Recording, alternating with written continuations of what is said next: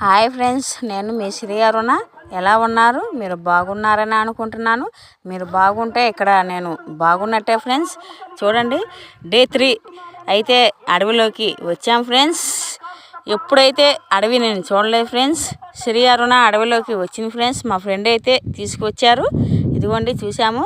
ఇదైతే జానకాయల చెట్టు అంటారని మా ఫ్రెండ్ చెబుతుంది ఫ్రెండ్స్. ఇదిగో చూడండి, జానకాయల చెట్టు అంటారంట.